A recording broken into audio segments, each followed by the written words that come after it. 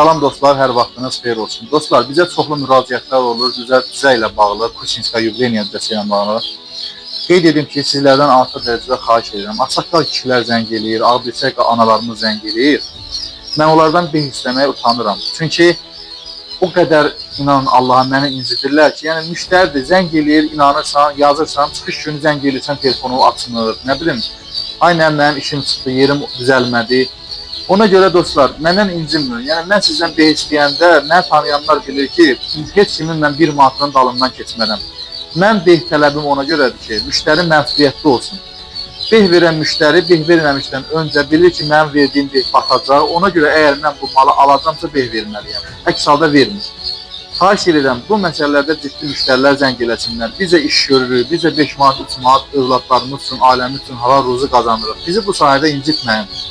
Biz bacardığımız qədər halal şəkildə sizlərə xidmət edirik və siz də çalışın ki, ticarət zamanı bizləri incitməyəsiniz inşallah. Allah hər birinizdən razı olsun, diqqətiniz üçün təşəkkür edirəm.